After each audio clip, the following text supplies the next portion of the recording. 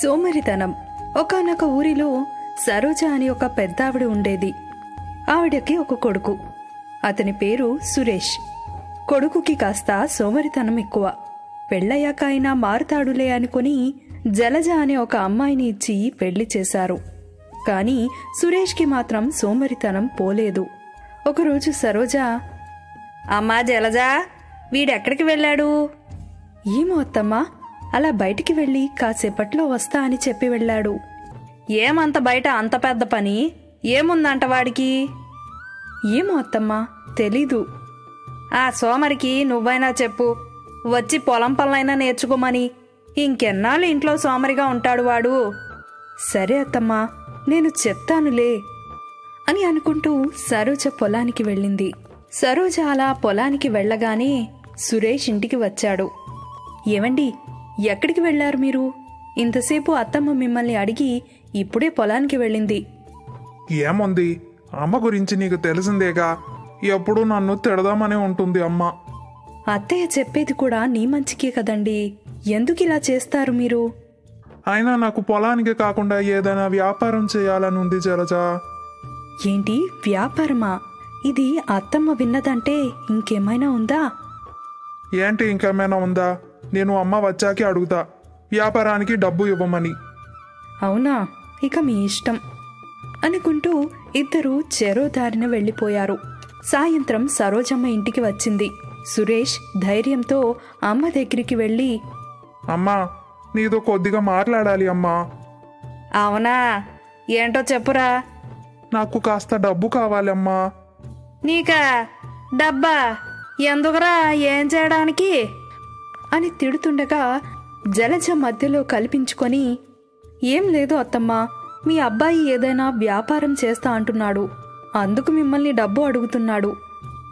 అవునా, ఏంట్రా, నీకు సొంత ఇంటి పని చేయడానికే సాధ్యం అవడం లేదు, అలాంటిది బయటికెళ్ళి ఏం వ్యాపారం చేద్దామని చెప్పు, నీకేం చేతనవుతుందిరా అని తిడుతుంది సరోజమ్మ. సరే, నీకు డబ్బు ఇవ్వాలంటే నువ్వు బయటికెళ్ళి ఒక 5 రూపాయలు సంపాదించుకునిరా అని చెప్తుంది. అది విని సురేష్, ఏంటమ్మా, నువ్వేనా ఈ మాట అంటున్నది? అయినా నేను 5 రూపాయలు సంపాదించుకొని రావడం ఏంటమ్మా? అవును, నువ్వు నేను చెప్పిన డబ్బు సంపాదించుకొని వస్తే నీకు వ్యాపారానికి ఎంత డబ్బులు కావాలంటే అవి నీకిస్తా అని చెప్పింది.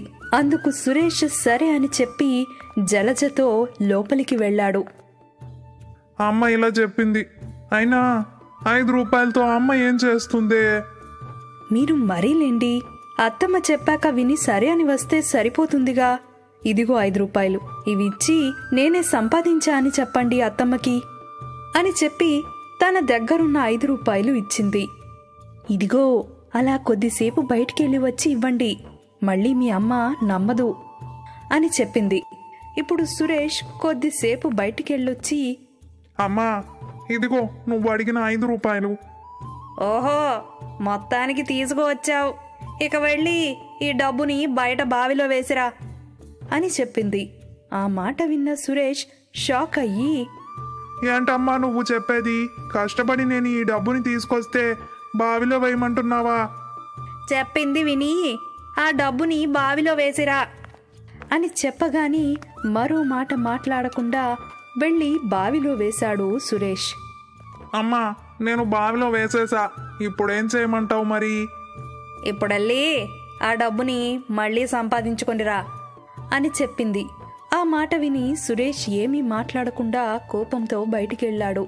అలా బయటికెళ్ళాక, ఏంటి మా అమ్మ డబ్బు తీసుకొని రమ్మండం ఏంటి, మళ్ళీ దాన్ని బావిలో వెయ్యమనడం ఏంటి, అసలు నాకేం అర్థం అవ్వట్లేదు అని మాట్లాడుకుంటూ వెళ్తుంటే సురేష్ ఫ్రెండ్ కనబడి, రే సురేష్, కొద్దిగా ఇలా రారా, నాతో ఈ మూటలెత్తి ఇంట్లో పెట్టరా, అలా చేస్తే నీకు 3 రూపాయలు ఇస్తాను అని చెప్పగా సురేష్ సరే అని ఆ మూటలు మోసి తన ఫ్రెండ్ దగ్గర డబ్బు తీసుకొని ఇంటికెళ్ళాడు. అమ్మా, ఇదిగో ఇప్పటికి 3 రూపాయలు సంపాదించా. అవునా, అయితే ఇవి కూడా వెళ్ళి బావిలో వేసేయి అని చెప్పింది మళ్ళీ.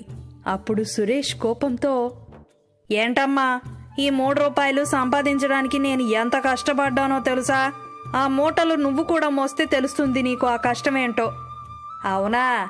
అయితే ఇవి నువ్వు కష్టపడి సంపాదించినవి. చూసావా, కష్టపడి సంపాదించిన డబ్బు కాబట్టి నీకు ఇంత కోపం వచ్చింది. లేదంటే ఇందాక 5 రూపాయలు నీ పెళ్ళం ఇచ్చినట్టుగా ఊరికే రావు. అదేంటమ్మా, ఇందాక ఇచ్చిన డబ్బు జలజ ఇచ్చిన సంగతి నీకు తెలుసా?